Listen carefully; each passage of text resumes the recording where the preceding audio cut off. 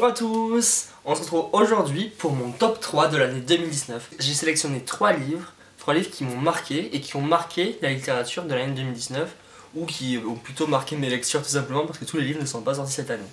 Le premier livre est évidemment Joli Joli Monstre de Julien Dufresne-Lamy, qui s'est notamment fait connaître pour l'ouvrage Les Indifférents, dont un des personnages s'appelle évidemment Justine, et dont ce livre, qui est sorti je crois pendant l'été 2019, raconte l'histoire de James qui devient Lady Prudence Lamy et qui se remémore comment dans les années 80-90 le milieu un petit peu trans, des drama queens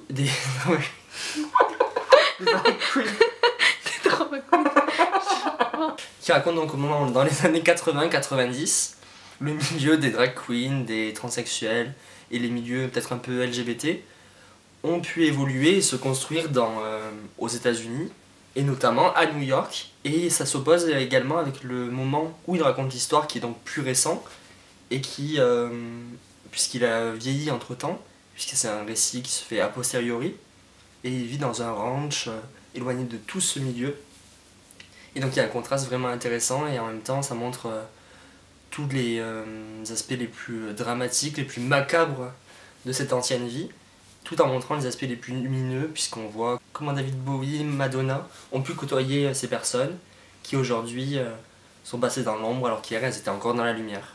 Et en définitive, donc c'est un livre qui m'a vraiment plu et c'est un livre qui a vraiment fait le tour sur les réseaux, vous n'avez pas pu le rater, c'est un livre génial. Donc je le mets ici, dans la petite miniature, puisqu'évidemment je l'ai prêté à ma cousine, t'as intérêt à me le rendre d'ailleurs, si tu vois cette vidéo. Et mon deuxième livre, donc maintenant, est un livre qui est sorti en 2015, c'est vrai que ça date un petit peu, qui s'appelle Les Beaux Étés, le tome 1. C'est un livre que j'ai pu avoir cette année, lorsque je suis allé dans une librairie tout simplement, parce que c'était le moment des 48 heures de la BD. Et en 2020, ce sera l'année de la BD, qui est quand même le 9e art, et qu'on ne met pas suffisamment à l'honneur, je trouve. Il me semble que c'est important aussi de diversifier les contenus littéraires, et donc c'est pour ça que je mets en avant ce livre, qui est publié aux éditions d'Argo, et qui est réalisé par Ziado et Jordi Lafèbre. Petit mot pour vous dire que cette année, on vous prévoit plein de choses en rapport avec l'année de la BD sur la chaîne et sur Instagram. Donc restez avec nous pour de nouvelles aventures. Et donc ce premier tome est celui de la famille Faldero qui part en vacances, donc pendant l'été, les vacances, je sais plus si au mois d'août ou en juillet, mais peu importe. Et ils partent avec leurs 4 ailes rouges. C'est une famille donc assez nombreuse puisqu'il y a 4 enfants. Et les illustrations sont magnifiques et illustrent un quotidien donc, des années 70, précisément de l'été 73, où on voit la famille partir et présente donc toutes les difficultés d'un voyage. Là, ils sont en train de pique-niquer au bord d'un lac et on voit comment ils traversent toute la France pour rejoindre le sud, le soleil, la Méditerranée. Et on voit le retard, le couple qui se dispute, les enfants qui se battent. C'est assez amusant et il me semble que c'est intéressant de lire ce genre d'ouvrage pour se divertir et pour également découvrir la BD parce que c'est quand même le tome 1 d'une série de 6 livres il me semble. Là on en voit 5 derrière mais il y a un 6e qui est sorti récemment il me semble. Et donc je vous conseille de les découvrir. Et sans transition donc mon top 3. Le 3e livre, celui que j'ai reçu d'ailleurs pour Noël, et donc j'ai parlé un petit peu sur Instagram.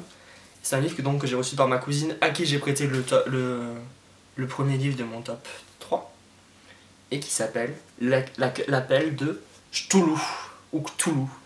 Évidemment ma cousine ne savait pas le prononcer non plus donc on a bugué dessus en le prononçant, et qui est donc inspiré d'une nouvelle sortie en 1928 par Philip Lovecraft, pardon pour la prononciation, et qui est illustrée aujourd'hui par Baranger.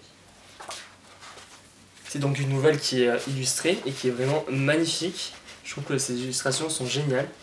C'est un univers qui est quand même assez fantastique et où on suit le parcours d'un anthropologue qui vient d'hériter des terres et des biens de son grand-oncle qui était professeur de langue sémitique, il me semble, quelque chose comme ça. Et il va partir sur les chemins, et sur les pas plutôt, de son oncle. Donc c'est vraiment un livre très bien illustré, qui est fantastique et qui a un mélange aussi avec l'horreur. Donc c'est vraiment un genre bien à part et qui est vraiment un classique du genre pour les aficionados de cette littérature. Je vous montre peut-être quelques planches, que vous puissiez admirer. Et donc évidemment je ne l'ai pas encore fini puisque je l'ai reçu il y a seulement quelques jours. Mais il est vraiment génial et je vous le recommande. C'est une très belle découverte. Hâte de vous en parler davantage quand je l'aurai fini. Une catastrophe. Voilà pour mon top 3 et à très bientôt sur le livre à l'air.